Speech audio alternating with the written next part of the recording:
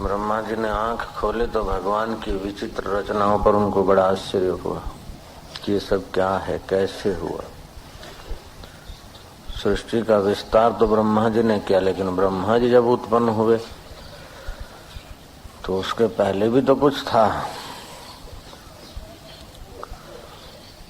जैसे फैक्ट्री में चीजें बनती है, लेकिन चीजें बनाने का रॉ मटेरियल तो पहले ही होता है। तो ऐसे ही ब्रह्मा जी को आश्चर्य हुआ, और आश्चर्य करते करते ब्रह्मा जी का मन इतना तो गहरा चला गया कि ब्रह्मा जी का पसीना पसीना हो गया कि क्या है। उस पसीने पसीने से ब्रह्मा जी और गहरे चलते गए तो आवाज आया, तप तप तप तप करो। तप करने का मतलब है कि इंद्रियों को मन में लीन करें और मन को बुद्धि में लीन करें। तो बुद्धि को परिश्रम नहीं होगा, बुद्धि को शांति मिलेगी, तो शांत स्वरूप परमात्मा में टिकेगी। तो शांत स्वरूप परमात्मा में टिकने से मति का गाढ़ापन हो जाता है। जो हल्की हल्की वस्तुओं में मति उलझती है तो छिछरी हो जाती। जैसे पीपल का पत्ता है तो हल्का सा है, छिछरा है, तो जरा सी हवा आती जिधर को तो उधर को फड़कता रहता है। लेकिन सुमेरु पर्वत तो चाहे आंधी आ जाए, तूफान आ जाए, फिर भी स्थिर रहता है। जिसने तप किया है वो उस परब्रह्म परमात्मा में स्थित होता है। तो सत्यम ज्ञानम अनंतम ब्रह्म, जो सत्य स्वरूप है, ज्ञान स्वरूप है और जिसका कभी अंत नहीं होता, उस परमेश्वर में मति प्रतिष्ठित हो जाती है। मति जब उस परमेश्वर में प्रतिष्ठित हो जाती है तो मति का नाम बदल जाता है और वो प्रज्ञा हो जाती है। ऋतम भरा प्रज्ञा, साधारण प्रज्ञा नहीं, ऋत माना सत्य, सत्य स्वरूप ईश्वर से भरी हुई प्रज्ञा, उसको बोलते हैं ऋतम भरा प्रज्ञा। मनुष्य जब प्राण छोड़ता है, मरता है, तो उसके पहले उसके चित्त में जो वासना होती है, जो निश्चय होता है, उसी के अनुसार उसका मन और प्राण मति के निश्चय के अनुसार ही लोक लोकांतर में गति करता है। जैसे आपकी मति में निश्चय हो गया कि हम शिविर में जाएंगे, चाहे उत्तरायण की ठंड बरसो, चाहे चेटीचंड की गर्मी पड़ो, हम तो शिविर में जाएंगे, सत्संग सुनेंगे, साधन करेंगे, और जो कुछ कठिनाइयां सहेंगे वो तब हो जाएगा। कीर्तन सत्संग से आनंद आएगा और साधन से मति की शुद्धि होगी, परमात्मा के रास्ते में आगे बढ़ जाएंगे। तो ये निर्णय मति ने किया कि शिविर में जाना है, तो मन ने और प्राण ने योजना बनाई कि फलानी तारीख जाना है, फलानी गाड़ी से जाना है, टिकट लेना है।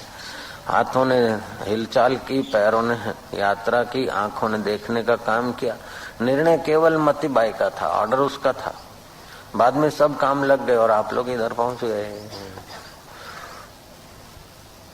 तो फिर इन इंद्रियों को जैसा मिलेगा उस प्रकार का इंद्रियों का आकर्षण और मन का मनन बनेगा।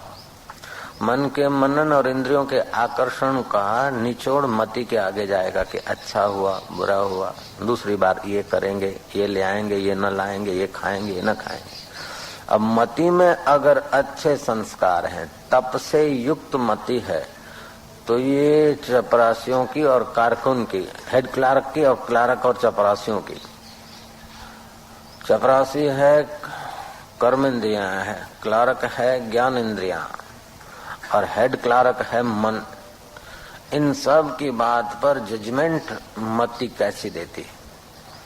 मति अगर बढ़िया होगी तो उनकी बढ़िया बात पर हाँ बोलेगी और घटिया बात को काट के फेंक देगी। मति अगर घटिया होगी तो उनकी घटिया बात को हाँ बोल देगी और बढ़िया बात पर ध्यान नहीं देगी। तो इससे सिद्ध होता है कि तुम्हारे पास ये समाचार तो लाती है इंद्रियां। आंख दृश्य का समाचार भरती है, कान शब्द का समाचार भरता है, नाक गंध दुर्गंध का समाचार भरता है, जीव रस का समाचार भरती, और इन सब का समाचार कलेक्ट करके हेड क्लार्क मन मति के पास ले जाता है।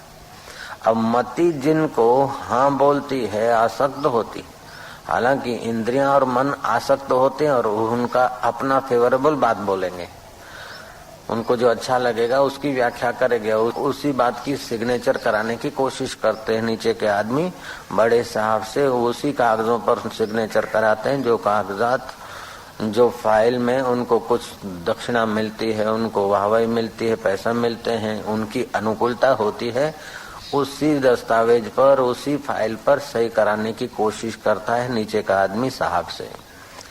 ऐसे ही इंद्रियां तो कोशिश करेगी, देखना, सूंघना, चखना, स्पर्श करना आदि उसी की सही कराएगी। और मति में अगर तप नहीं है तो मति वो ही करती रहेगी, तो वो ही करते करते मति मंद हो जाती है। जैसे चपरासी और क्लारकों के कहने से साहब सैया करता करता है तो साहब कभी न कभी फंस मरता है किसी न किसी पॉइंट में। जयराम जी ऐसे ये साहबों की साहब जो मति देवी है वो फिर फंसती। वो साहब तो नौकरी गंवाता है, फंसता है तो घर बैठता है, लेकिन ये मति और ये मन तो घर क्या बैठे 84 लाख जेल भोगते। बार बार माताओं के गर्भ में जब देखने सूंघने चखने की वासना मति ने स्वीकार कर ली तो मति का स्वभाव हो जाता है कि अभी ये खाना है, ये चखना है, ये करना है, ये करना है, वो कराना है। तो ये करते कराते जिंदगी पूरी हो जाती है, फिर भी कुछ न कुछ करना भोगना बाकी रह जाता है। तो भोग की वासना युक्त जो मति है वो जब प्राण निकलते हैं तो अपनी मति में जिस भोग का आकर्षण होता है उसी वातावरण में फिर से ये जन्म लेता है, और फिर वही भोग भोगते भोगते दूसरे संस्कार क्रिएट हो जाते हैं। तो फिर संस्कार तो बनते जाते और भोगता जाता है। तो एक संस्कार एक वासना मिटी न मिटी तो दूसरी चले आए। जैसे हम चलो कि अब 3 घंटे फिल्म देख ले, जरा इच्छा होगी फिल्म देखा तो फिल्म देखते देखते दूसरे फिल्म की एडवर्टाइज और फिल्म में दूसरी चीजें और बताई जाती है, वो चीजें बसाने की वासना जग गई। वो चीजें बसाए तो दूसरी चीज भी उससे बढ़िया घटिया वो भी बसाने की वासना हो गई। तो वासनाओं का अंत नहीं होता, इसीलिए ये जीव बेचारा परमात्मा तक पहुंच नहीं पाता। मति परमात्मा में प्रतिष्ठित नहीं होती। जब परमात्मा में प्रतिष्ठित नहीं होती है तो बेचारा ये जीने की और भोगने की इच्छा से आक्रांत रहता है। जीने और भोगने की इच्छा से जो चैतन्य आक्रांत रहता है उसी चैतन्य का नाम जीव पड़ गया। वास्तव में जीव भी कोई ठोस चीज नहीं है, लेकिन जीने की इच्छा हो गई, भोगने जीने की इच्छा हो गई, जीव हो गया। अब उसने अच्छे कर्म किए, सात्विक किए, भोगा तो सही, लेकिन जरा ईमानदारी से, भक्ति से, त्याग से, सेवा भाव से थोड़ा बहुत अच्छे संस्कार पड़ गए तो इस लोक के भोग भोगे और परलोक में सुखी रहूं, इसलिए इसने दान पुण्य सेवा आदि किया। तो इसके मति में अच्छे सुख भोगने की इच्छा आएगी। तो मरेगा तो सत्वगुण की प्रधानता रहेगी तो स्वर्ग में जाएगा। अगर इसकी हस्ताक्षर हल्की वस्तुओं को भोगने के हुए तो फिर समझो बहुत उसको नीचे के इंद्रियों का सुख भोगने की इच्छा हुई, काम बेकार भोगने की इच्छा हुई, तो मरने के बाद उसको स्वर्ग में जाने की जरूरत नहीं, मनुष्य होने की जरूरत नहीं। उसकी शेषना इंद्रिय को अधिक से अधिक छूट छाट मिल जाए भोग भोगने की, उसको ऐसा ही शरीर प्रकृति दे देगी। जैसे सुकर कुकर है उस शरीर में ढकेल देगी। बिल्कुल कोई एकादशी व्रत नियम, बच्चों को पढ़ाना लिखाना शादी कराना नो प्रॉब्लम, वो शेषना इंद्रिय के भोग में अपने को खपा तोड़ो। तो इस प्रकार जिस इंद्रिय का अधिक आकर्षण होता है उस इंद्रिय को भोग अधिक मिल सके ऐसे तन में भेज देती है प्रकृति, क्योंकि तुम्हारी मति उस सत्यम ज्ञानम अनंतम ब्रह्म से स्फुरित है, इसलिए उसमें सत्य संकल्प होता है। देर सबेर वो काम होकर रहता है। इसलिए हम लोगों को चाहिए कि जो संकल्प करे या जजमेंट दे उसको सतगुरु, शास्त्र और अपने विवेक से नाप तोल कर निर्णय करना चाहिए, नाप तोल कर इच्छा करनी चाहिए। हकीकत में इच्छा जब काटने की कला आ जाए तो वो आपका मन होगा निर्वासनिक, और निर्वासनिक मन होगा तो बुद्धि निश्चिंत तत्व में, परमात्मा में टिकेगी। और मन में जितनी वासना होगी और जितनी हल्की वासना होगी तो हल्का जीवन, ऊंची वासना होगी तो ऊंचे लोकांतर, और मिश्रित वासना होगी तो पुण्य पाप की खिचड़ी खाने के लिए मनुष्य शरीर। और उससे भी अगर ऊंची एक अवस्था है जो सत्संग और तप करके आत्म परमात्मा के विषय का ज्ञान पा लेगा, तो प्रारंभ में थोड़ा कठिन लगेगा, लेकिन एक बार पा लिया तो मति को, मन को और इंद्रियों को जो शांति, आनंद और रस मिलता है, उस रस, शांति और आनंद के आगे इस लोक में तो क्या और देश परदेश में तो क्या, स्वर्ग में तो क्या, ब्रह्मलोक में भी वो सुख नहीं जो ब्रह्म परमात्मा के साक्षात्कार में। ज्ञात्वा देवम मुच्यते सर्व पाशेभ्य, उस देव को जानने से सारे पाशों से, सारे जंजीरों से वो आदमी मुक्त हो जाता है, छूट जाता है। तो मनुष्य जन्म में ऐसी मति मिली है जो आदमी भूत का, भविष्य का विचार चिंतन कर सकता है। जो पशु हैं वो तो कुछ समय के बाद अपने माँ बाप को भी भूल जाते हैं, बहन भाई को भी भूल जाते हैं, संसारी व्यवहार उन्हीं में कर लेते हैं। लेकिन मनुष्य की मति में स्मृति है, मनुष्य की मति में योग्यता है। अब दूसरी पॉइंट से सोचे कि इंद्रियां तुमको संसार के तरफ आकर्षित करेगी, लेकिन मति परिणाम का विचार करेगी। जब मति का आदर करोगे तो विकारों में से निर्विकार की तरफ जाना बिल्कुल जरूरी दिखेगा। अगर मति का आदर नहीं करोगी और इन चपरासी और कारकुनों के कहने में ही मति बहती रहेगी तो जगत सच्चा लगेगा। जगत सच्चा लगेगा तो जगत के भोग में आकर्षण होगा। जगत के भोग में आकर्षण होने से राग द्वेष पनपेगा। राग द्वेष पनपने से इच्छा, भय, क्रोध, द्वेष, अशांति, जन्म, मृत्यु, जरा और व्याधि ये बना ही रहेगा। अगर मति का आदर करते हैं तो मति परिणाम का विचार करती है। परिणाम का विचार करने से मति इंद्रियों को और मन को खाने पीने देखने की इजाजत तो देती है, लेकिन औषधवत खाना पीना, देखना सुनना ये औषधवत हो जाए तो इंद्रियों और मन का परिश्रम कम हो जाता है, तो उससे भी मति को थोड़ी पुष्टि मिलती जाती है। और ज्यों ज्यों पुष्टि मिलती जाती है त्यों त्यों देखना सूंघने की इच्छाएं कम करके और मति अपने आप में तृप्त रहती है। तो तृप्त मति की योग्यता बढ़ जाती है, योग्यता बढ़ जाती है तो मन और इंद्रियां उसके अधीन होने लगती है। तो मनुष्य जन्म में ही ऐसी अवस्था आ जाती है कि जब चाहा तब इंद्रियों को समेट के मन में ले आया और मन को समेट के परमात्मा में गोता मार दिया। दिल तस्वीरें हैं यार, जब की गर्दन झुका ली और मुलाकात कर ली, जब चाहा वो आत्म सुख पा लिया। तो मति में आत्म सुख पाने की जो आदत पड़ जाती है तो फिर वो जब शरीर छूटता है तो मति में, अंतःकरण में कोई वासना नहीं रहती। जब वासना नहीं रहती तो प्राण उत्क्रमण नहीं करते लोकांतर में जाने के लिए या दूसरे जन्म में भटकने के लिए। अभी तुम्हारी तीव्र वासना हो जाए चाय पीने की तो खिसक जाओगे, तीव्र वासना हो जाए तो कुछ उस जगह पे चले जाओगे। जब कोई वासना नहीं तो भाग दौड़ करने की जरूरत क्या है। जब वासना जोर पकड़ेगी तो हमारी नजर इधर जाएगी और आदमी खिसक जाएगा, तो बेईमानी भी करेगा, पैसा भी खर्चेगा, लेकिन वासना के लिए करेगा। तो ऐसे मति में कोई वासना नहीं होती। तस्य प्रज्ञा प्रतिष्ठिता, उसकी प्रज्ञा पर ब्रह्म परमात्मा में प्रतिष्ठित हो गई। तो वह साधक जीते जी सिद्ध पद को पा लिया है। तो ज्ञानी नाम प्राणा न उत्क्राम्यन्ते अत्रे विलियन्ते। ज्ञानी जिसको आत्म पर ब्रह्म परमात्मा का सुख मिल गया है, साक्षात्कार हो गया, उसका मन प्राण उत्क्रमण नहीं करते हैं। जहाँ शरीर का प्रारब्ध पूरा हुआ तो शरीर तो 5 भूतों में, स्थूल भूतों में लीन हो जाएगा और सूक्ष्म शरीर उसका सूक्ष्म भूतों में लीन हो जाएगा, व्याप जाएगा।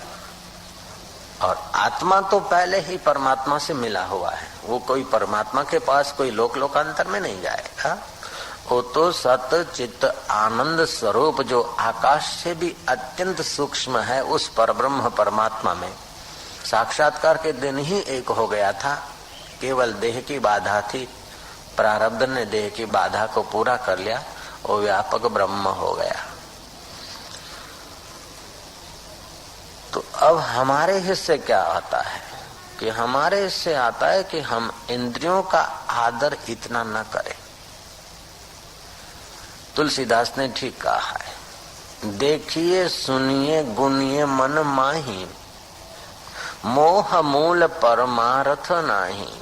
ये देखने सुनने और मन में जो गुनने विचार करने में आता है वो सब मोह मूल है, परमार्थ नहीं है, वास्तविक में सत्य नहीं है। जैसे पतंगिया को दिया में सत्य सुख दिखता है और जल मरता है, मछली को कुंडी में सत्य स्वाद दिखता है और फंस मरती है, हाथी को हथीनी में सत्य सुख दिखता है और खड्डे में जा गिरता है, भमरे को कमल में सत्य सुख दिखता है और टिका रहता है। हालांकि उसमें ताकत है कमल से बाहर निकलने की, वो लकड़े को छेद कर सकता है, लेकिन कमल से बाहर नहीं निकलता है। सांझ पड़ी चलो जवाय शू वांधो छे जवाय जाएंगे, ऐसे करते हो कमल तो बंद हो जाता है, उससे भी निकल सकता है, लेकिन फिर आकर्षण इंद्री का रस का जीवा का पड़ा रहता है। सुबह जंगली जानवर या हाथी आदि आके कमल को तोड़ते खा जाते या पैरों तले कुचल देते, वो प्राण त्याग कर देता, मर जाता बेचारा। एक बात और समझनी पड़ेगी, ऐसा नहीं कि हम निपट अज्ञानी हैं, क्या अच्छा है क्या बुरा है ये सब लोग जानते हैं, क्या पुण्य है और ये क्या पाप है ये भी काफी हिस्से में हम लोग जानते हैं, क्या करना चाहिए क्या नहीं करना चाहिए ये भी जानते हैं हम लोग। फिर भी जो नहीं करना चाहिए वो कर रहे हैं, उसके पीछे एक ही है कि सुख की लालच, सुख की लालच। नहीं करना चाहिए फिर भी कर रहे हैं, क्योंकि दुख का भय, भयभीत होकर भी कुछ करना पड़ता है, समाज क्या बोलेगा, लोग क्या बोलेंगे। तो सुख की लालच और दुख के भय ने अंतःकरण को कमजोर कर दिया, मति को अपने कंट्रोल में ला दिया कवर। जैसे एक मुनीम ने सेठ को कह दिया कि मेरा 1000 रुपया पगार नहीं चलेगा, 1500 कर दो, तो एकदम इतना चला। 7 साल से नौकरी करता है, 100 बढ़ाता आया हूँ तेरा, और अभी 1000 का 1500 मांगता है। कुछ तो सोच, शर्म नहीं आती? बोले मेरे को क्या शर्म आएगी, मैं तो ये गया, लेकिन फिर तुम्हारी ये पेढ़ी नहीं चलेगी, ये ध्यान रखना सेठ जी। क्यों कि 2 नंबर की एंट्रियां मैं सब जानता हूँ और मेरे हाथ में वो कागज पड़ा, देख लो। अभी जाकर इनकम टैक्स कमिश्नर से मिलता हूँ, 10% मिल जाएंगे, उसी से मेरे हजारों रुपए हो जाएंगे। सेठ ने कहा देख भाई बैठ इधर, ये मिठाई खा ले, ए नौकर जरा चाय ले आओ, दूध ले आओ। वो मुनीम की खुशामद करके 1500 नहीं 1600 पगार दूंगा, रहो। क्यों कि मुनीम जान गया सेठ की कमजोरी। ऐसे ही इंद्रियां और मन मति की कमजोरी जान जाते हैं, इसलिए मति को बिचारी को घसीटते रहते। जयराम जी की नीति का या मुक्ति का आदर नहीं करते और सुख की लालच रखता है मन इंद्रियां, और मति भी सुख की लालच में फिसलने लगती है और दुख के भय से भयभीत होती है। तो न चाहते हुए भी मति को हल्के निर्णय करने पड़ते, न चाहते हुए भी हल्के कामों में उसको जुड़ना पड़ता है, तो हल्का स्वभाव उसका क्रिएट हो जाता है। इसलिए ब्रह्मा जी को प्रेरणा हुई कि तपः। अब तप करने से क्या होगा कि तप करने से तेज बढ़ेगा, शक्ति बढ़ेगी। तपः स्वाध्याय, तप करने से स्व का अध्ययन होगा कि मैं इनका गुलाम नहीं हूं, मैं इन इंद्रियों का गुलाम नहीं, और शरीर के मिटने से भी मैं नहीं मरता हूँ, शरीर के बढ़ने से मैं बढ़ता नहीं, शरीर के बीमार होने से मैं बीमार नहीं होता, और शरीर के मरने से मेरी वास्तव में मृत्यु नहीं होती। तो न मरने का डर, न जीने की लालच, न भोगने की वासना। ये तीनों झंझट जब निकल जाते हैं तो ये जीव आत्मा अपने वास्तविक स्वरूप पर ब्रह्म परमात्मा में प्रतिष्ठित हो जाता है। मम दर्शन फल परम अनुपा, जीव पावै निज सहज स्वरूपा। भगवान राम कहते हैं कि मेरे दर्शन का फल क्या है, परम फल क्या है? कि परम फल तो यह है कि जीव अपने सहज स्वरूप को, जो सत्य चित्त आनंद स्वरूप रोम रोम में रमा हुआ है प्राणी मात्र के, वो राम को पा लेता है। जैसे थका हारा नौकरों से सताया हुआ सेठ अगर कोई अपने गब्बर सेठ से मिलता है, निकट के मित्र से मिलता है, तो उस सेठ का बल बढ़ जाता है। और नौकरों का मुनीमों का सताया हुआ अगर गब्बर सेठ से मिलता है तो उस बेचारे लथड़े हुए सेठ का हौसला जग उठता है। ऐसे जब हम जप करते हैं, ध्यान करते हैं, तप करते हैं, तो सेठों का भी सेठ और उन सेठों का भी सेठ और सारे दुनिया के सेठ तो क्या, स्वर्ग के सेठों का सेठ जो परब्रह्म परमात्मा ब्रह्मा जी का भी जो सेठों का सेठ है वह आत्मा होकर बैठा है। तो तप करने से मति उसका सहयोग ले लेती है, उसमें शक्ति आ जाती और मुक्ति के रास्ते चल पड़ती है। तपस्ु सर्वेषु एकाग्रता परम तपः। सब तपस्याओं में एकाग्रता परम तपस्या है। तो हम इंद्रियगत ज्ञान का जब आदर करते हैं तो विकारों का हमारे पर हमला बिल्कुल होगा ही। जब हम बुद्धिगत ज्ञान का आदर करते हैं तो हम विकारी सुखों का आदर नहीं करेंगे, विकारी वस्तुओं का उपयोग करेंगे। जैसे अब कहीं जाना है तो आंख का उपयोग करा, जरूरी है वो तो देख लिया। शरीर को टिकाना है तो तंदुरुस्ती का ख्याल करके खा लिया।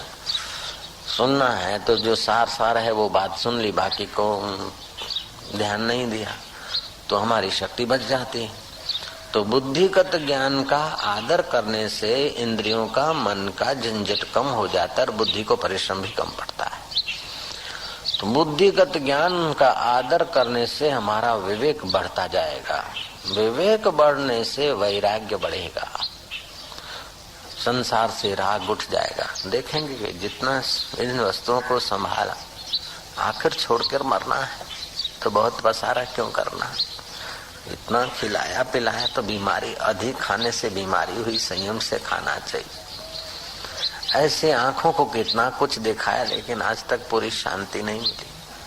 कानों को कितना ही सुनाया फिर क्या, जीभ को कितना ही लटके दिलाया फिर क्या, नाक को यह बे भूंगड़ा ने आटली सुगंधी परफ्यूम हजी ठेकोणो नहीं। ऐसे ही इंद्रियों को, काम विकार की इंद्रियों को इतनी बार खपाया, अपने को निचो दिया, फिर भी संतोष तो नहीं। तो विवेक जगेगा, विवेक जगेगा तो फिर वैराग्य आएगा। क्योंकि परिणाम में क्या, भोग भोगने के समय जरा देर मजा आया, बाद में देखो तो ऐसे रहेगी। तो बुद्धि जब परिणाम का विचार करती है तो उसका परिश्रम कम होता है और उसको परमात्मा में प्रतिष्ठित होने का, समता में आने का समय मिलता है। भगवान को बुलाया भी नहीं जाता और भगवान को प्रकट भी नहीं करना है। भगवान हाजरा हजूर है, आद सत्य जुगात सत्य है भी सत्य, नानक हो से भी सत्य। लेकिन उस भगवान के सुख स्वरूप के आगे, भगवान के आगे ये जो पड़ते हैं, जैसे बारिशों में सूरज नहीं दिखता है बादलों के कारण, तो हकीकत में सूरज को प्रकट भी नहीं करना है, बुलाना भी नहीं है, केवल हवाएं लगे, बादल बिखरे, सूरज तो थे हैं और शाम तक रहेंगे। ये सूरज तो शाम तक रहेंगे और वास्तव में आत्म सूर्य के लिए तो कोई शाम ही नहीं है। ये सूर्य भी डूबते नहीं हैं, छुपते नहीं, चले नहीं जाते, दूसरी जगह दिखते हैं, पृथ्वी घूम रही इसलिए। तो हम लोग मानते कि सूर्य चले गए। मान लो इस सूर्य से तो हम कभी चक्कर खाते रात्रि का तो नहीं दिखता है, लेकिन परमात्मा रूपी सूर्य से तो हम कभी अलग नहीं हो सकते। आद सत्य जुगात सत्य है भी सत्य, हो से भी सत्य। तो उस सत्य स्वरूप में बुद्धि प्रतिष्ठित होती है। तो सत्यम ज्ञानम अनंतम ब्रह्म, उस सत्य स्वरूप में, ज्ञान स्वरूप में, और जिसका अंत नहीं होता है, उस अनंत में विलय हो जाता है जीव। जैसे सागर में तरंग विलय हो जाता है तो तरंग सागर बन जाता है, क्योंकि पहले ही था सागर, पानी तो पहले ही था। ऐसे जीव ब्रह्म तो पहले ही था, लेकिन इस बेचारे को इंद्रियों का आकर्षण ने, जगत की सत्यता ने, बेवकूफी ने कई जन्मों तक भटकाया। अगले जन्म में भी किसी माता के गर्भ में गए होंगे, लेकिन पिता के शरीर से पटके गए। माता का गर्भ सीधा ही मिल जाता, ऐसी बात नहीं। कई बार माता के गर्भ में बेचारे ड्रॉप के रूप में जाके गिरते हैं, फिर वो बाथरूम के द्वारा बह जाता है गटरों में। क्या दुर्दशा होती। जितने लोग यहाँ पृथ्वी पर घूमते हैं हम लोग, उतने से अधिक तो गटरों में भी मनुष्य बहते होंगे। इस बात को तो कोई तार्किक नास्तिक आदमी भी अस्वीकार नहीं कर सकता है, मानना ही पड़ेगा। मेरे 2 बेटे हैं, कैसे कि मेरे शरीर से पैदा हुए, तो मेरे शरीर से पसार हुए, पैदा क्या हुए, पसार हुए। हमने कुछ अन्न जल आदि खाया, फल फूल, उसमें जो जीव स्थित थे वो ही पत्नी के द्वारा बेटे होके पैदा हुए। तो पत्नी में नहीं टिके नारी में, तो रजवीर्य होकर बह गए, तो बह के कहाँ जाएंगे, गटर में। तो ऐसी न जाने कितनी दुखद अवस्थाएं, दुखद दिन हम लोग देख चुके हैं। ये मति को अगर समझ में आ जाए तो मति में संसार का आकर्षण कम हो जाएगा, राग नहीं रहेगा। राग नहीं रहेगा तो द्वेष भी नहीं रहेगा। जब वस्तु में राग रहता है, उसमें कोई विघ्न डालता है तो उससे द्वेष होता है।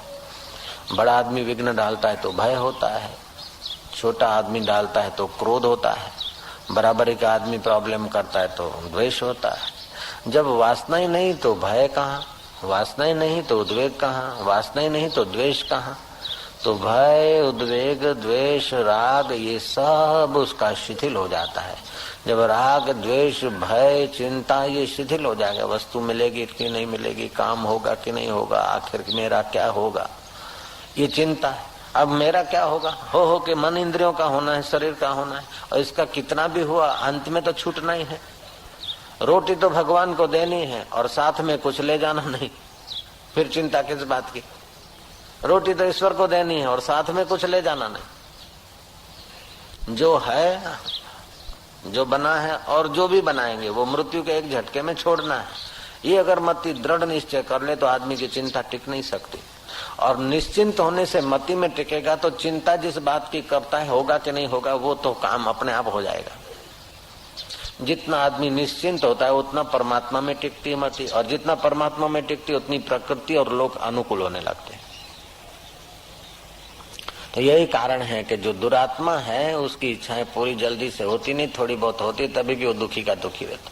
और जो धर्मात्मा है, पवित्र आत्मा है, उसकी इच्छाएं ज्यादा होती नहीं, और जो होती है उसकी तो पूरी हो जाती है। उसके नाम की जो मनोती मानते हैं उनकी भी इच्छा कुदरत पूरी कर देती, क्योंकि वो परब्रह्म परमात्मा में टिका है, ब्रह्मवेता है, आत्मज्ञानी संत है। हम संतों के नाम की मनोती मनाते हैं। तो जैसे हम हैं ऐसे वो तो दिखते हैं, लेकिन हम हैं इंद्रियों के आकर्षण में, हम हैं मन के कहने में, और वो है मन और इंद्रियों को अंतर्मुख करके, तप करके अपने प्रसाद के तरफ ले जाने वाले। तो ब्रह्मा जी को हुआ के तप, 2 शब्द तप करो। तो कम से कम 6 घंटा नींद किए, 8 घंटा नौकरी किए, 6 और 8 14 घंटे, फिर भी 10 घंटे फालतू है। उन 10 घंटों में सत्कर्म आदि करें, जप ध्यान करें, 1-8 घंटा कम से कम ध्यान करें, तप करें। तो जैसे दूध को उबालते हैं ना तो दूध गाढ़ा हो जाता है, रबड़ी बन जाता है, ऐसे ही मति गाढ़ी हो जाएगी, मजबूत हो जाएगी, शक्तिशाली हो जाएगी। तो शक्तिशाली मति उन आत्म सूर्य के बादलों को हटा देगी। आत्म सूर्य, आत्म परमात्मा के ऊपर जो बादल पड़े हैं वो हटा देगी। वो बादल हटते ही डिठो मुख शैन साजो हियरे थ्युम करार, लथा रोग शरीर जा मुझे सतगुर जे दीदार। वो अज्ञान अविद्या के बादल हटते ही ब्रह्म विद्या के बल से वो ब्रह्म परमात्मा का प्रसाद पालेगी।